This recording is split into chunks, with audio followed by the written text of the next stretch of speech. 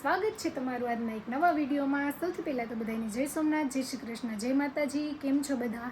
તો આજે આપણે એક નવી જ રેસીપી બનાવીશું। આપણે કાઠિયાવાડી રીતે ઢોકળીનું શાક બનાવીશું। તો તમે વિડીયોમાં છેક સુધી બન્યા રહેજો। ચેનલમાં નવા હોય તો ચેનલને લાઈક, શેર અને સબસ્ક્રાઈબ કરજો। બાજુમાં રહેલા બેલ આઇકોનને જરૂરથી ઓન કરજો, જેથી વિડીયોની નવી નવી નોટિફિકેશન તમારા સુધી જલ્દીથી પહોંચતી રહે। તો આપણે ફટાફટ કાઠિયાવાડી ઢોકળીનું શાક બનાવવાની શરૂઆત કરીએ। તો ઢોકળીનું શાક બનાવવા માટે આપણે સૌપ્રથમ ઢોકળી બનાવવા માટે 1 વાટકી ચણાનો લોટ લીધો છે। તો ચાલો આપણે ઢોકળી બનાવવાની શરૂઆત કરીએ। તો સૌથી પહેલાં તો આપણે તપેલીમાં પાણી એડ કરીશું। આપણે 1 ગ્લાસ જેટલું પાણી લીધું છે। આપણે તેમાં 1 ચમચી મીઠું એડ કરીશું, 1 ચમચી હળદર એડ કરીશું, અડધી ચમચી હિંગ એડ કરીશું। ત્યારબાદ આપણે 1 નાની ચમચી જેટલો અજમો હાથેથી મસળીને એડ કરીશું। તો પાણી ઉકળી ગયું છે, આપણે ચણાનો લોટ એડ કરીશું। ગેસની ફ્લેમ ધીમી રાખીશું અને મિક્સ કરતા જઈશું।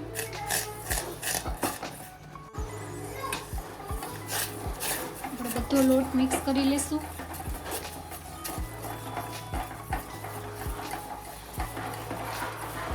આપણે કન્ટિન્યુ હલાવતા રહીશું, જેથી લોટ દાજી ન જાય। તો તમે જોઈ શકો છો ઢોકળી માટેનો ડો રેડી થઈ ગયો છે। આપણે તેને થોડી વાર માટે ઠંડો થવા દઈશું। હવે આપણે એક થાળી લેવાની છે, તેને ઊંધી રાખી અને તેને તેલ વડે ગ્રીસ કરી લેશું, જેથી ઢોકળીનો લોટ ચોંટી ન જાય। ફરતે બધામાં તેલથી ગ્રીસ કરી લેશું। ત્યારબાદ આપણે લોટ એડ કરીશું। ત્યારબાદ આપણે વાટકી ઉપર તેલ લગાડી અને તેને લોટને બધી બાજુ આમ પ્રેસ કરી અને પાથરતા જઈશું। તો આપણે સરસની ઢોકળીને સ્ક્વેર શેપમાં પાથરી દીધી છે। હવે આપણે થોડી વાર ઠંડી થાય પછી તેને કટ કરી લઈશું। ત્યાં સુધી આપણે શાક વઘારવા માટેના મસાલા બનાવી લઈએ। તો આપણે ઢોકળીનું શાક વઘારવા માટે 2 નંગ ડુંગળી લીધી છે, 1 નંગ ટામેટું છે અને 1 મરચું છે। તો ચાલો આપણે બધું ક્રશ કરી લઈએ।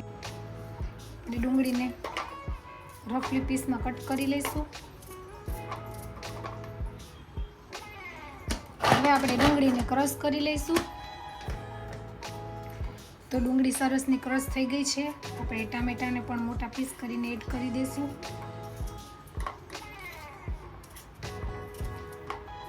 ટામેટાને પણ ક્રશ કરી નાખીએ। તો ડુંગળી અને ટામેટું ક્રશ થઈ ગયું છે। આપણે મરચાંને કટ કરી લઈશું।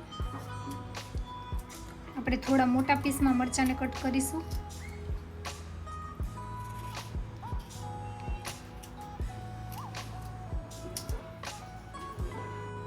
હવે આપણે 2 થી 3 કટકા આદુના લીધા છે, 4 થી 5 કળી લસણ લીધી છે, તેને વાટી લઈશું। તો આપણે શાક વઘારવા માટે થોડા ખડા મસાલા લીધા છે, જેમાં તમાલપત્ર છે, સૂકું લાલ મરચું છે, તજ, મરી, બાદિયા અને લવિંગ એટલા આપણે ખડા મસાલા લીધે છે। તો ઢોકળી પણ ઠંડી થઈ ગઈ છે, આપણે તેના પીસ કરી લઈએ।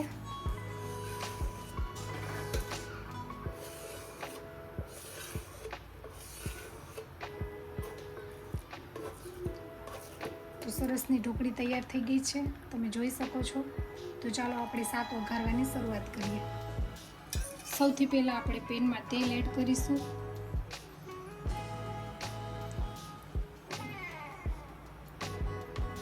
આપણે આશરે 3 પાવડા જેટલું તેલ લીધું છે।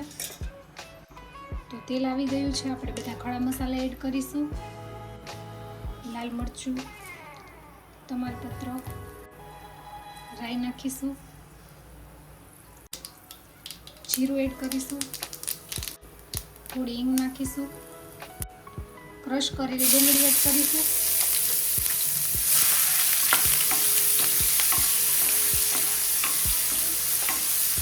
સારી રીતે ડુંગળીને સાંતળી લઈશું।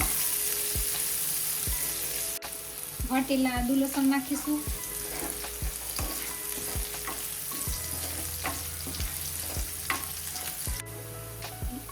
મરચું એડ કરીશું, તેને પણ સાંતળી લઈશું। ક્રશ કરેલું ટામેટું એડ કરીશું। સારી રીતે મિક્સ કરી લેશું. મસાલા કરીશું. સ્વાદ અનુસાર નમક નાખવાનું છે. આપણે થોડું એવું નમક એડ કર્યું છે કારણ કે આપણે ઢોકળીમાં ઓલરેડી નમક નાખેલું જ છે. હળદર પાવડર એડ કરીશું. લાલ મરચું પાવડર નાખીશું 2 નાની ચમચી જેટલું. ધાણા જીરું પાવડર એડ કરીશું. અડધી ચમચી ગરમ મસાલો નાખીશું. સારી રીતે મસાલા મિક્સ કરી લેશું.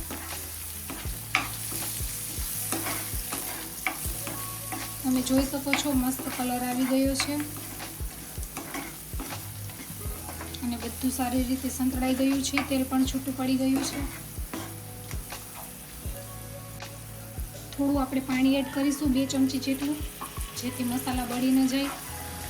સારી રીતે મસાલાને પકાવી લઈશું. આપણે 1 બાઉલ છાશ એડ કરીશું. સારી રીતે હલાવી લઈશું.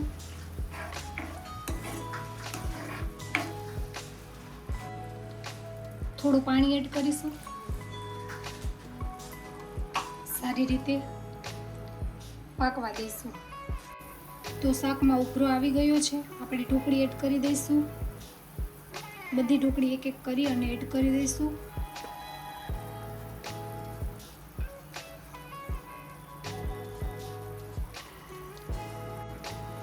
સારી રીતે મિક્સ કરી લેશું અને હવે તેને ચડવા દઈશું. હવે આપણે ઢાંકણ ઢાંકી અને 2 મિનિટ માટે શાકને ચડવા દઈશું. તો આપણે શાકને ચેક કરી લઈએ.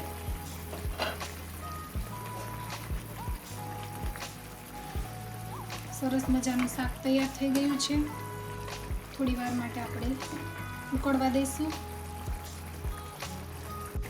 આપણે થોડી સુગર એડ કરી દઈશું.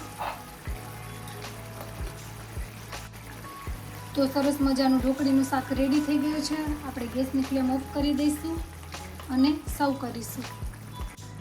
તો આપણે શાકને પ્લેટમાં સર્વ કરીશું.